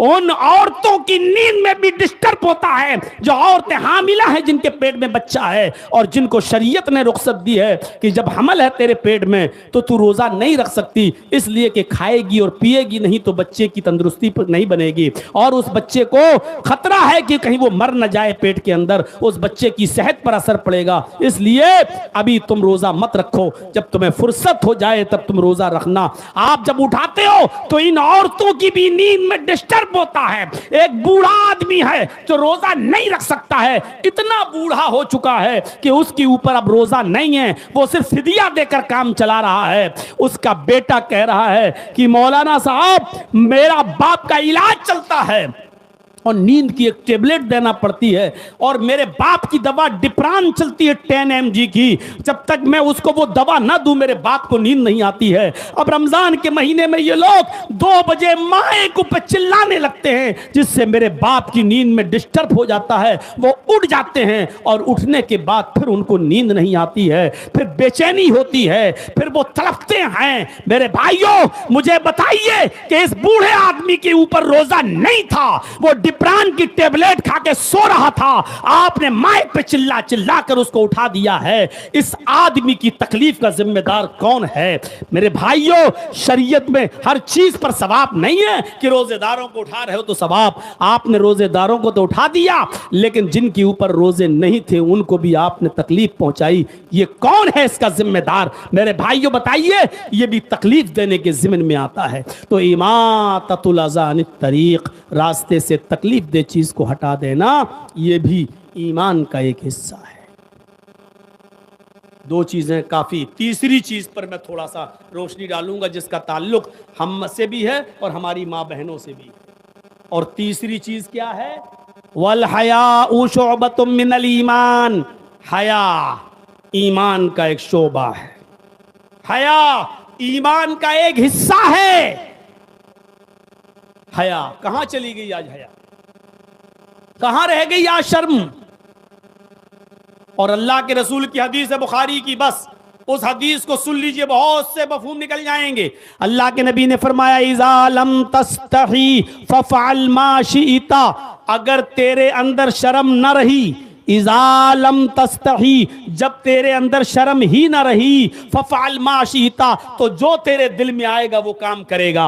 यानी जब इंसान के अंदर से शर्म व हया निकल जाए तो इंसान जो चाहेगा वो करेगा, क्योंकि अब शर्म व हया नहीं रही। देख लीजिए, हमारी वो बहनें, हमारी वो बेटियां, हमारी वो लड़कियां जो कल तक कितनी शर्म व हया करती थीं, जिनके खूबसूरत गालों को आसमान की निगाहों ने भी कभी नहीं देखा था, लेकिन आज जब वेस्टर्न कल्चर से मुतासिर होकर, जब पश्चिमी सभ्यता से मुतासिर होकर, जब मगरबी तहजीब से मुतासिर होकर, जब हमारी लड़कियों ने अपने सरों से दुपट्टे तक उतार दिए हैं, ये तो छोड़ो, शॉर्ट कपड़े जब अपनाना शुरू किए हैं, ये भी छोड़ो, तो आप इंस्टाग्राम पर चले जाइए और टिकटॉक पर चले जाइए तो आप देख लीजिए कि हमारी बहनों और बेटियों के कपड़े भी उतर चुके हैं, दुपट्टे भी उतर चुके हैं, और किस तरीके से डांस कर करके वो अपनी वीडियो बना रही हैं।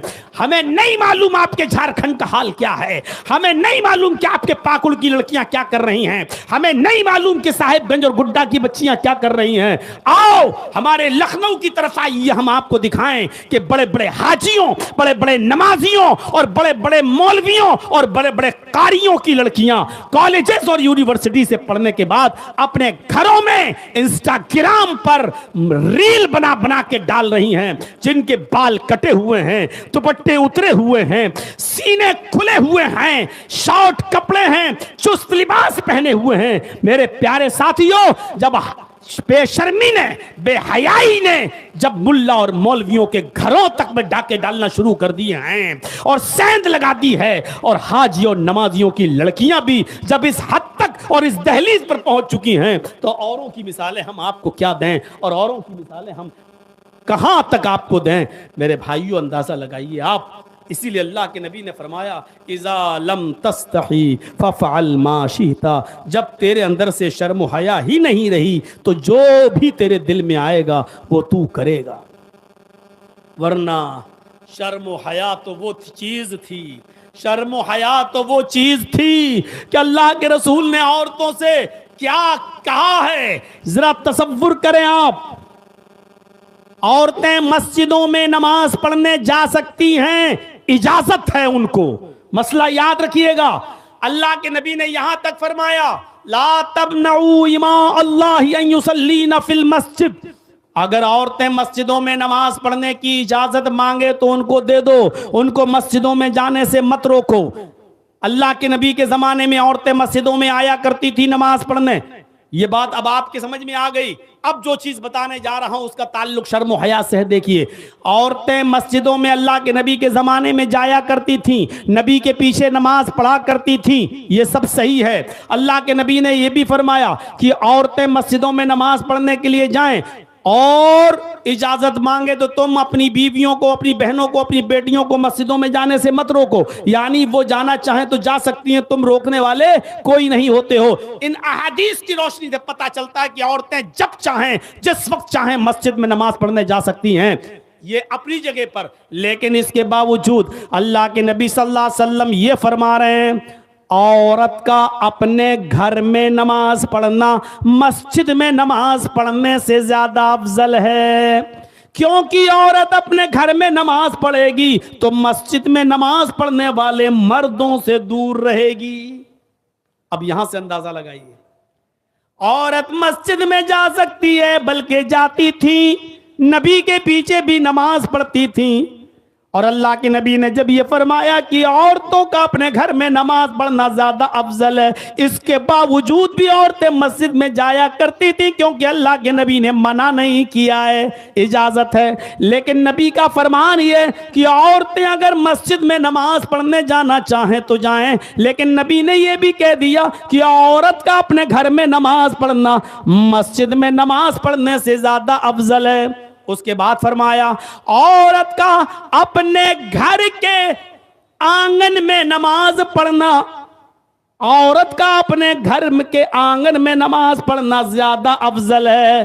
फिर फरमाया कि घर के आंगन के अंदर एक बरामदा होता है, आंगन तो खुला हुआ हो गया, घर में घुसे आंगन, आंगन में नमाज पढ़े ये ज्यादा बेहतर है। औरत घर के आंगन में नमाज पढ़े तो ये मस्जिद में नमाज पढ़ने से ज्यादा बेहतर है। फिर फरमाया, औरत बरामदे में नमाज पढ़े तो घर के आंगन में नमाज पढ़ने से ज्यादा बेहतर है। फिर फरमाया कि औरत अपने बेडरूम में, जहां वो अपने शौहर के साथ सोती है, जो बंद कर लिया जाता है रात में सोते वक्त, अगर वो अपने उस कोठे में, उस कमरे में नमाज पढ़े तो ये नमाज कमरे की, कोठे की नमाज बाहर के आंगन और बरामदे की नमाज से बेहतर है, उससे ज्यादा अफजल है, इसलिए कि औरत इन तमाम सूरतों में मर्दों से दूर रहती है। और जब वो घर के कमरे में, कोठे में नमाज पढ़ेगी तो वो मर्दों से सबसे ज्यादा दूर रहेगी, क्योंकि घरों में भी तो आना जाना लगा रहता है। कभी चचा का बेटा चला रहा है, कभी खाला का बेटा चला रहा है, कभी फूफी का बेटा चला रहा है, आप इनको रोक तो नहीं लेते हो। तो इसीलिए कहा औरत का अपने कमरे में, अपने बेडरूम में नमाज पढ़ना घर के बरामदे में नमाज पढ़ने से ज्यादा अफजल है। मेरी माओ, मेरी बहनों सुनो, अल्लाह के नबी ने कितनी बड़ी बात कही है, यानी औरत मर्दों से जितना ज्यादा दूर रहेगी उतना ज्यादा बेहतर है। ये शर्म थी, ये हया बताई है औरत की जनाब मोहम्मदुर रसूलुल्लाह सल्लल्लाहु अलैहि वसल्लम ने। मस्जिद में नेक लोग और मुत्तकी लोग आते हैं, लेकिन इसके बावजूद फरमाया कि उन मर्दों से भी दूर रहो तो ये ज्यादा अफजल है। जबकि मस्जिदों में कितना भी बड़ा कोई गुनाहगार हो और कितना भी बड़ा कोई पापी और कबाबी हो, लेकिन किसी भी लड़की को लेकर वो मस्जिद में तो गलत काम नहीं कर सकता है। मस्जिद का अदब और एहतराम इतना तो मुसलमानों के दिल में बाकी है कि वो किसी भी औरत या लड़की के साथ मस्जिद में तो गलत काम नहीं कर सकता है। तो मेरे भाइयों, इसके बावजूद अल्लाह के नबी कह रहे हैं, यानी औरत सबसे ज्यादा सुरक्षित, सबसे ज्यादा महफूज है मस्जिद में, लेकिन फिर भी अल्लाह के नबी ये कह रहे हैं कि औरत का घर में नमाज पढ़ना मस्जिद में नमाज पढ़ने से बेहतर है। इसका मतलब यह है कि मर्दों के दिल में उठने वाले शैतानी ख्यालात और वसवसों से औरत को इतना महफूज होना चाहिए कि वो मस्जिदों में भी जाए तो ये सोच के जाए कि किसी के दिल में ये ख्यालात आ सकते हैं, और शैतान तो हर किसी के साथ लगा हुआ है। आप अंदाजा लगाइए।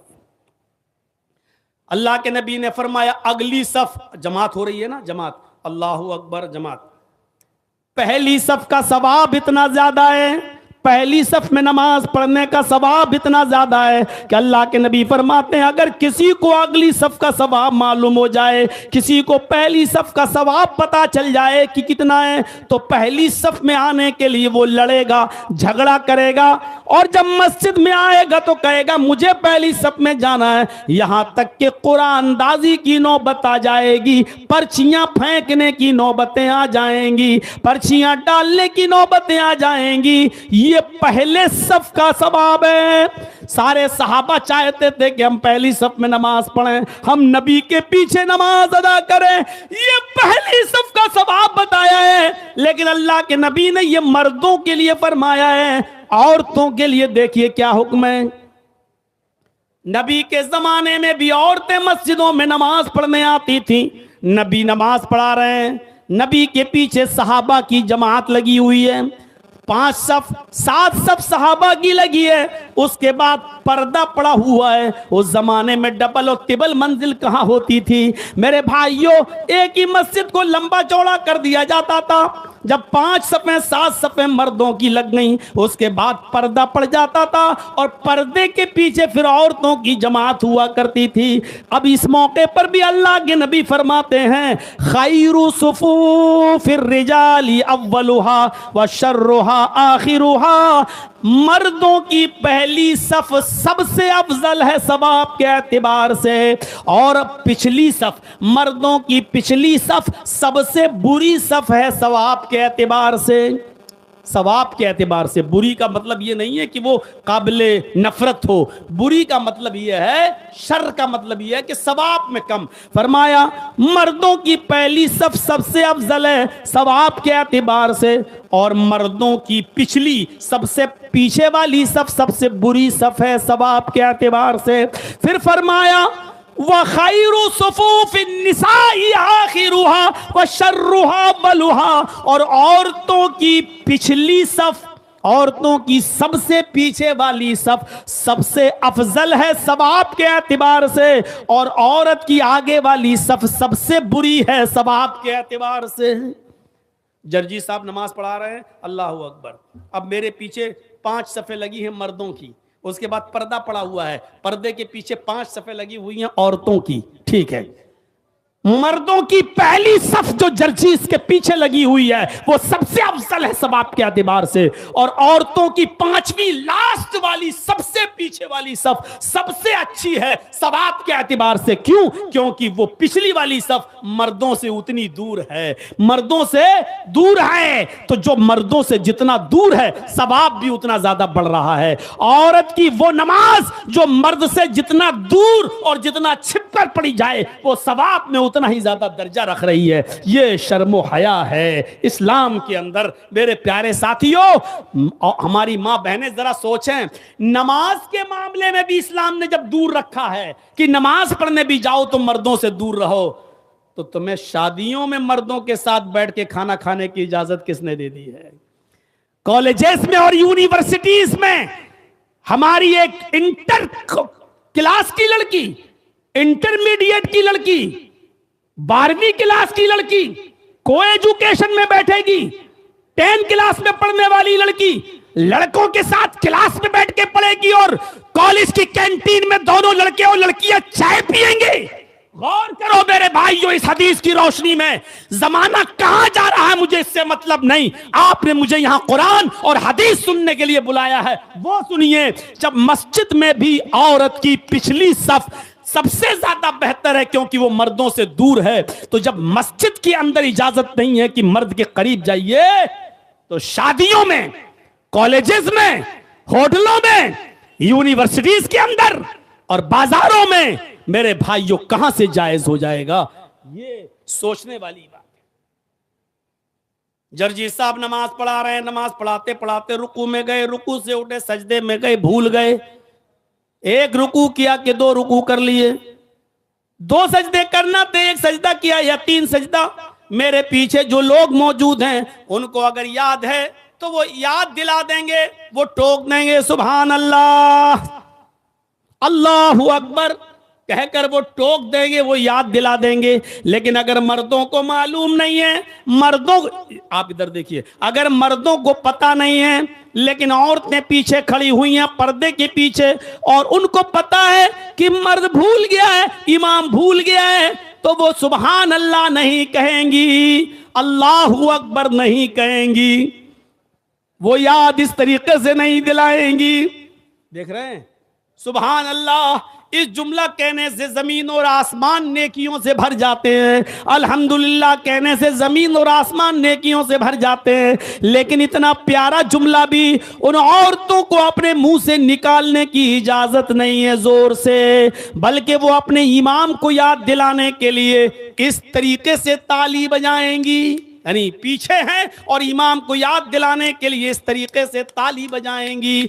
और ताली की आवाज सुनकर इमाम को पता चल जाएगा कि मैं भूल गया हूं। ये औरत की शर्म हया है कि अगर इमाम भूल जाए तो अपने इमाम को याद दिलाने के लिए वो अपनी जबान से सुभान अल्लाह, अल्लाहू अकबर भी ना कहे, क्योंकि औरत की आवाज का भी पर्दा है। हो सकता है कि कोई दिल जला, कोई मन चला, उसकी स्वीट और मीठी और सुरीली आवाज पर फिदा हो जाए और फिर वो उसका पीछा करने लगे, फिर वो उसका ताक़ुब करने लगे। फरमाया कि औरत के लिए सुभान अल्लाह, अल्लाहू अकबर कहना भी जायज नहीं है, बल्कि वो ऐसे ताली बजाकर अपने इमाम को याद दिलाएगी। ये है औरत की शर्म हया।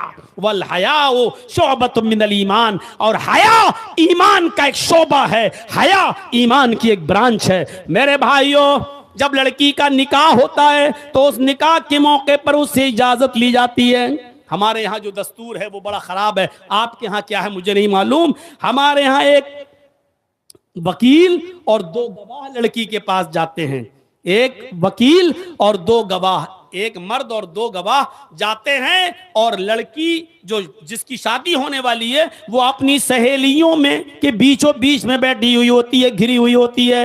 वो वहां जाकर कहलवाते हैं, वो वहां जाकर उससे कहलवाते हैं, फला लड़के के साथ तुम्हारा इतने इतने रुपए मेहर के बस तुम्हारा निकाह किया जा रहा है, क्या तुम्हें वो लड़का कबूल है? अब वो लड़की खामोश है। फिर पूछते हैं क्या वो कबूल है? लड़की खामोश है। उसकी सहेलियां कोहनी मार मार के कहती हैं हाँ कह दो कबूल है, हाँ कह दो कबूल है। वो बेचारी बड़ी मुश्किल से जब कहती है कबूल है, तब ये वकील उन गवाहों से पूछता है तुमने सुना वो गवाह गई इसलिए है। तुमने सुना? कहा नहीं सुना। तो फिर उससे जोर से कहलवाया जाता है और वो लड़की कहती हाँ मुझे कबूल है। तब सुना कि हाँ सुना, ठीक है। अब दस्तखत कराए जाते हैं लड़की से।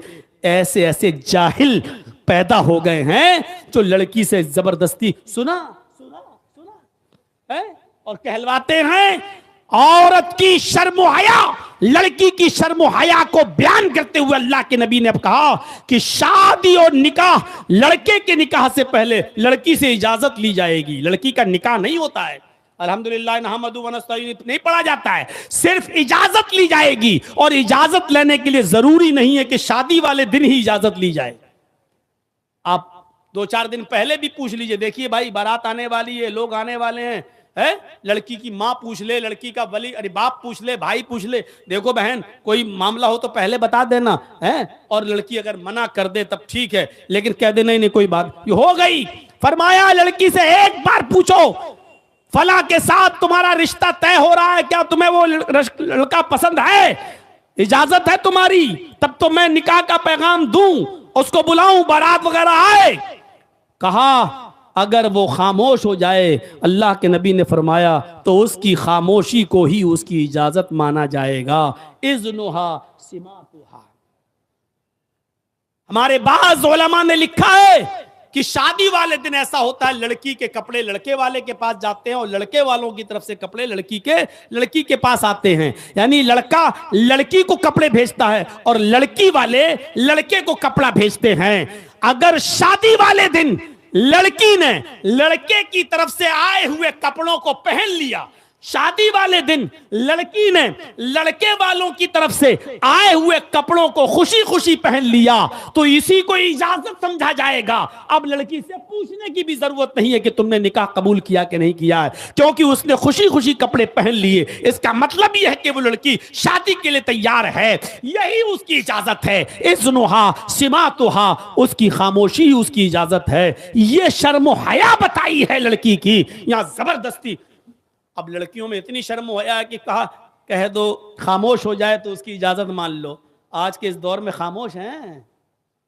अभी भी जाइए तो रात के 2:25 हो रहे हैं, अभी भी कहीं ना कहीं चौंचे चल रही होंगी, बातें देख लीजिए जाकर। अभी भी ऐसे मोबाइल से मोबाइल ये सब हो रहा होगा। अभी भी इस रात के 2:30 बजे भी मेरे भाइयों और यारियत का माहौल होगा।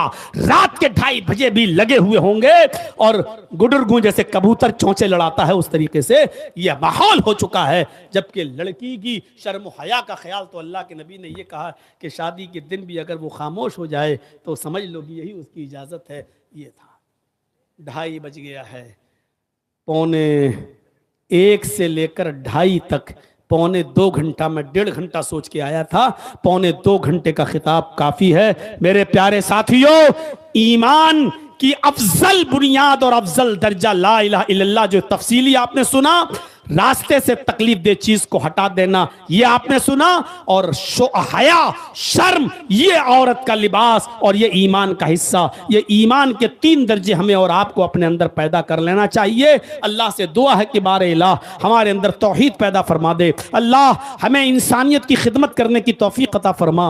अल्लाह